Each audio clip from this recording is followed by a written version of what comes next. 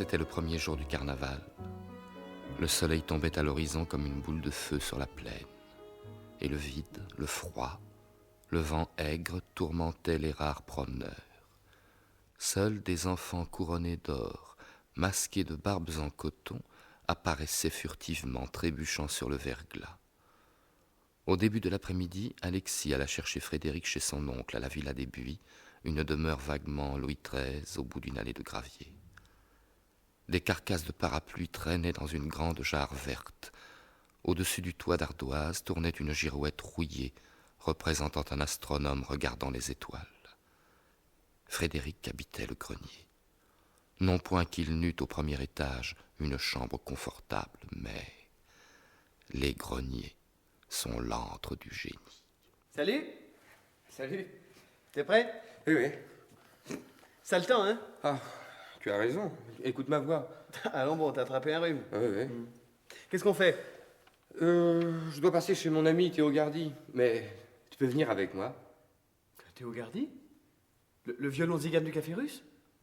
C'est ton ami? Moi, je lui fournis des trucs pour meubler sa chambre. Des trucs bizarres. Il fait des collections. T'es un drôle de type, non? Formidable. On ne sait pas s'il est roumain, polonais, italien, hongrois, tchèque ou slovène. Un vrai breton chinois, quoi.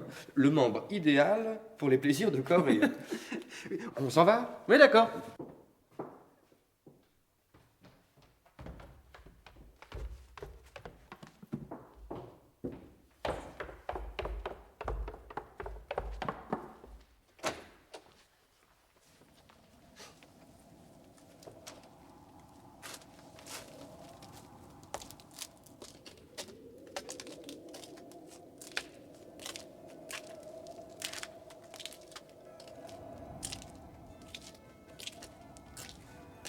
Ah tiens, c'est vrai. On est au premier jour du carnaval. Il n'y a pas un chat sur les manèges? Avec ce froid, Ah ouais? qui va bientôt faire nuit. Tu sens l'odeur des îles? Oui, comme toujours, l'après-midi, ça empeste le panier de pêcheurs et le poisson mort. On croirait qu'il n'y a rien au monde. Rien au-delà du fleuve. Fred! Regarde! Regarde là-bas! C'est elle. La fille aux cheveux d'or. La fille de l'autre jour. Viens, on va prendre le raccourci. Les herbes nous cacheront.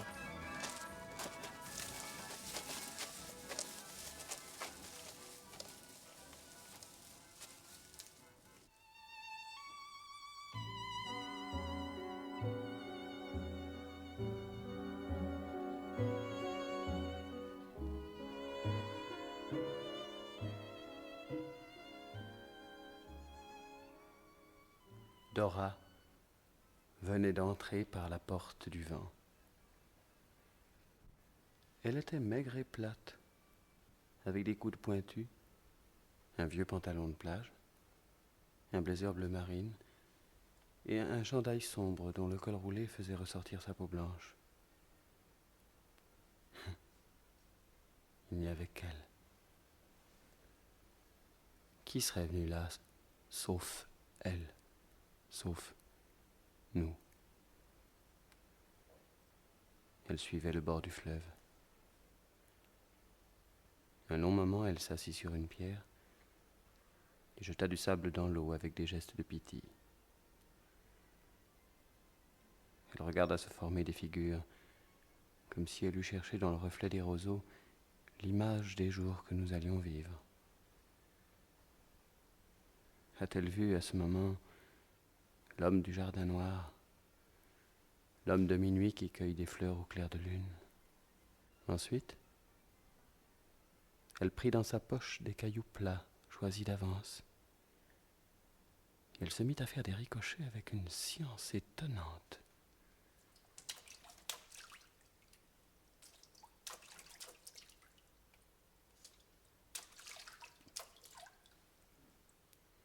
On les entendait gifler l'onde, et leur vol lançait sur le fleuve un pont immatériel dont les dernières arches filaient comme une couleuvre et se perdaient au loin dans une traînée d'argent.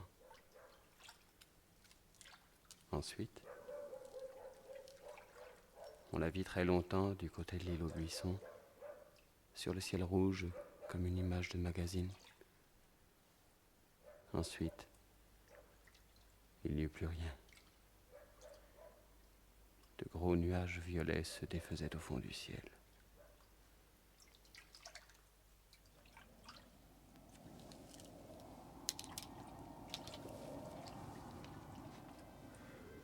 Qui est-ce? Mais qui est-ce? D'où vient-elle? Sans ses cheveux blonds, on pourrait croire que c'est un garçon. Tu penses qu'elle habite dans les îles? Que la lumière en haut de la tour du moulin à vent, c'est elle? Pourquoi pas? Tiens, regarde. Elle a laissé un caillou sur la berge. Un beau caillou. Plat, ovale. Allons-nous-en, on voit plus rien. Tiens, écoute, c'est la cloche de Saint-Gilles. Nous allons être en retard. Alexis, il faut revenir demain. Je suis sûr qu'elle sera encore là. Elle est...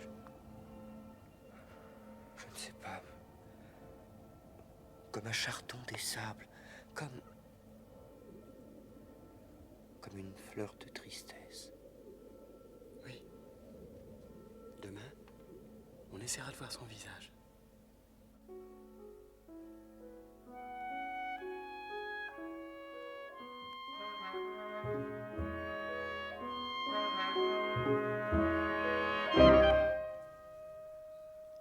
En revenant par la rue Bonne-Nouvelle, une des plus anciennes de la ville, Fred et Alexis virent la fenêtre allumée de Théogardy. Les persiennes fermées laissaient filtrer la lumière. Dans le couloir dallé qui sentait l'humidité, ils s'effacèrent pour laisser passer une femme noire, plus large que haute, couverte de châles fleuris et de bijoux. C'était Madame Irma, voyance, carte, tarot, vérité garantie. Elle avait des lunettes de fer et portait la moustache tombante. Qu'y avait-il donc autour de Théo qui sentait le soufre? Quand ils pénétrèrent dans le logement du violoniste, celui-ci était vêtu d'un smoking sous un raglan de voyage. Son col était douteux, ses façons surprenantes. Bonjour! Je vous attendais, l'amourette, vous êtes en retard. Nous aurons moins de temps pour bavarder. Ah ah! Vous êtes accompagné. Entrez donc, cher monsieur, entrez. J'ai là une bonne bouteille de Marsala. Les verres sont un peu ébréchés, mais l'important, n'est-ce pas, c'est l'amitié, c'est la chaleur humaine. Sa voix était magnifique, tout en résonance de bronze. On comprenait son prestige auprès des femmes, malgré son crâne chauve surmontant une tête de mort dont il cultivait la pâleur. Les yeux étaient splendides. Vous regardez mes objets. J'aime les choses rares, insolites. Avec mauvais goût, je sais, mais que je cultive. Les raffinements et le mauvais goût ne sont pas incompatibles. Vous étudiez sans doute au collège Parmentier-Mosser. Oui, monsieur. Appelez-moi Théo. Non, ne vous asseyez pas sur cette chaise, elle est un peu bancale. Chez moi, les meubles vont de guingois. Pourquoi ne serait-il pas à l'image de la vie? Je n'ai jamais su ce qu'était la ligne droite. Quand je vois des jeunes gens comme vous, qui poursuivent sereinement leurs études, protégés par la sécurité d'un foyer, je songe à ma propre enfance. Elle fut bien différente. Vous avez eu des difficultés, monsieur? Théo. Oui, Théo, excusez-moi. J'ai quitté les miens à l'âge de 12 ans, en insultant mon père. L'autorité, je n'aimais pas l'autorité, il me fallait respirer largement. Mais vous imaginez un gosse de 12 ans sur les routes? Je suis revenu chez moi 15 ans plus tard. Ah, mes amis, alors que j'imaginais ces retrouvailles comme un tableau biblique, dans les embrassades et les pleurs, ma mère attendant sur le seuil de la porte, mon père encore bourru mais prêt à pardonner. Je me suis vu environné d'un monde de feu et de désolation. Ce n'était que rues incendiées, ruines fumantes, tous les habitants morts, prisonniers, pendus, fusillés. Il n'y avait plus sur un pan de mur, lorsque j'ai pu reconnaître notre maison, qu'un porte-manteau auquel restait accrochée une pelisse. Et cette pelisse, toute roussie, n'avait plus de poils. Cette conclusion était impressionnante. Théogardi étonnait les enfants que nous étions. Il récita du Rollinat. On eut de la tombée du fantôme à pleine brouette, de l'ortie, de la mare stagnante, de la vipère jaune et du minuit sanglant. Je comprenais mal l'intérêt que Frédéric lui portait. Nous partîmes après nous être donné rendez-vous à la prochaine réunion des plaisirs de Corée. Mais le lendemain fut un jour étrange. Ce fut le jour de Dora.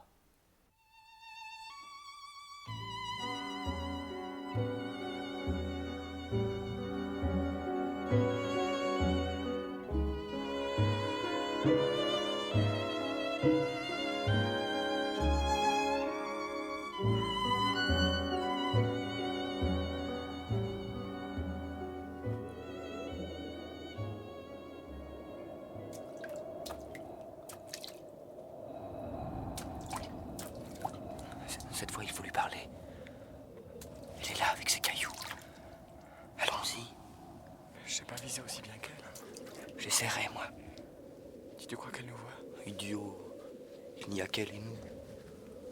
Mais en tout cas, elle nous regarde même pas. C'est drôle la façon dont elle s'habille. Toujours un garçon. Avec un vieux pantalon usé. Comment peut-elle supporter d'être aussi peu vêtue dans un endroit tellement glacial? Attention. J'essaie.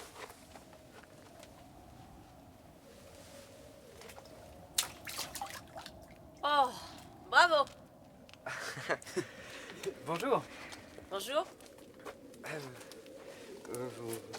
Vous lisez rudement bien. À vous aussi? Oh, moi. C'est par hasard. Je n'ai pas votre entraînement. J'aime ça, le bruit des galets dans l'eau. On vous a déjà vu hier. Vous m'espionnez tous les deux? Oh non. Non, jamais de la vie. Vous voulez rouler une cigarette? J'ai ce qu'il faut. Moi, je préfère fumer la pipe. Ah? C'est du tabac de mégot. Les mélanges me plaisent. Bien sûr. Vous venez souvent ici? Tenez, voilà du papier à cigarette. Merci. Je viens quand je veux et je m'en vais quand j'en ai envie. Ah non, ne roulez pas comme ça, vous perdez tout le tabac. Voilà. C'est vexant. Vous faites tout mieux qu'un garçon.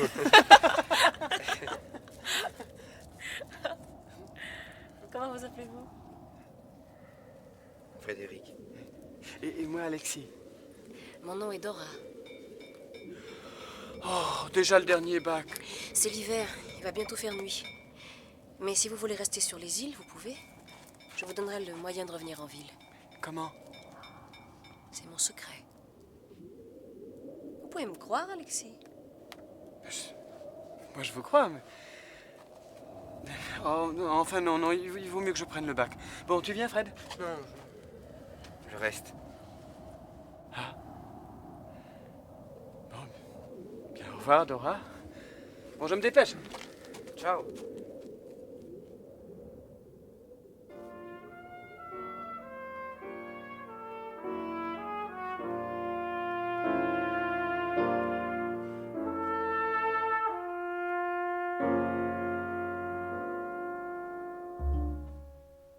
Je les vis debout sur la rive, plus noir dans le noir, se fondre avec la nuit. Et je sentis une détresse affreuse à l'idée qu'ils restaient ensemble. Je ne me rappelle pas autre chose de cette première rencontre, de ce dialogue sans importance. Sans doute parce que ce n'était pas le vrai début. Dora avait commencé dans nos cœurs bien avant cette banale affaire. Mais ce fut sans doute ce soir-là que Frédéric osa prendre la main de Dora pour lui dire qu'un jour, il serait capitaine au milieu des méridiens bleus. Moi, je suis la reine des îles, du labyrinthe, des maisons roses, des maisons mortes et du moulin à vent. J'ai mes empires et mes royaumes, mes sujets et mes chansons. Fred savait déjà tout cela avant qu'elle n'eût ouvert la bouche. Ce fut ainsi qu'ils échangèrent, comme Salomon et la reine de Saba, sur une pierre froide qui leur donna un rhume, des serments fabuleux, tandis que l'eau clapotait autour des roseaux noirs. Et l'amour devait toujours sentir pour Frédéric cette odeur de panier de pêcheurs et de grand vent qu'avait le soir sur les îles du fleuve. Je vous quitte, Frédéric. Il le faut à présent. Oh non, pas encore. Nous nous reverrons. Attendez. N'ayez pas peur surtout. Quelqu'un va venir vous chercher. Attendez.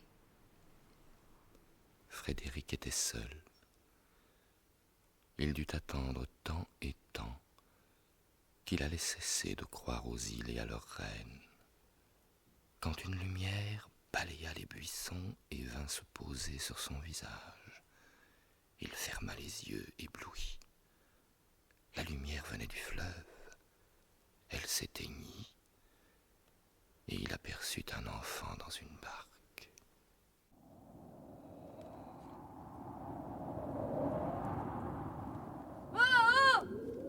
Où c'est que vous allez? Qui t'envoie? Faut que je vous conduise. Allez, embarquez.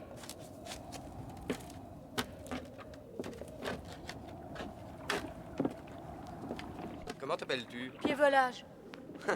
C'était pas un nom. J'en ai pas d'autre. Veux-tu que je prenne les rames? Non, vous avez pas le droit. Alors, où c'est qu'on va? À la pointe Saint-Gilles.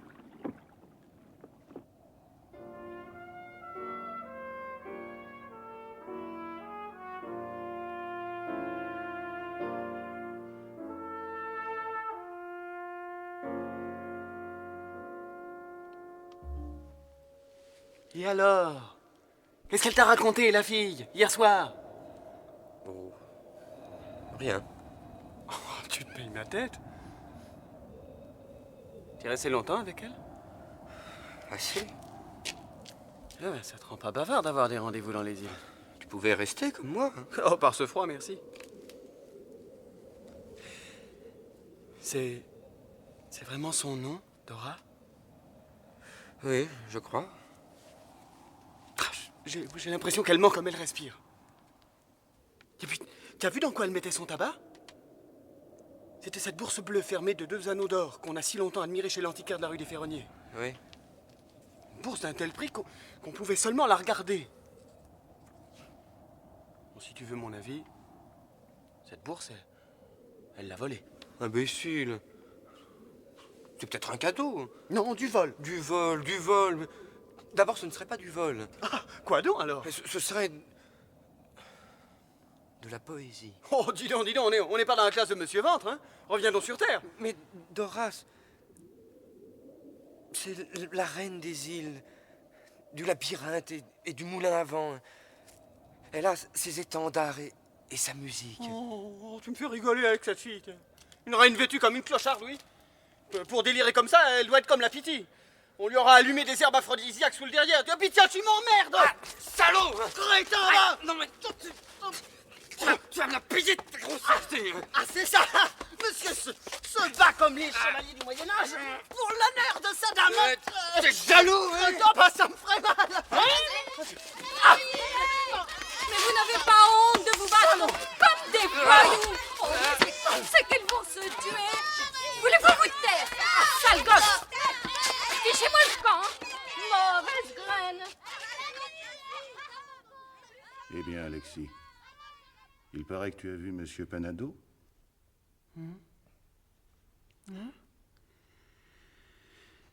Ah, c'est toi, papa. Mais qu'est-ce que tu dis, Monsieur Panado? Oui. Et même, tu prétendais pouvoir être tranquille de ce côté-là. Comment je disais ça, moi? Et pourquoi? Ça et d'autres choses. Tu n'as pas cessé de divaguer depuis 4 jours. Oh. Ah. Ah, j'ai mal. Mais qu'est-ce qu'il y a eu, papa? J'y comprends rien. Si tu as pu être tranquille du côté de M. Panado, j'imagine que tu l'as été un peu moins avec ton copain Frédéric. Quel dégelé, mon garçon. Tu es rentré brûlant de fièvre, battu, ensanglanté.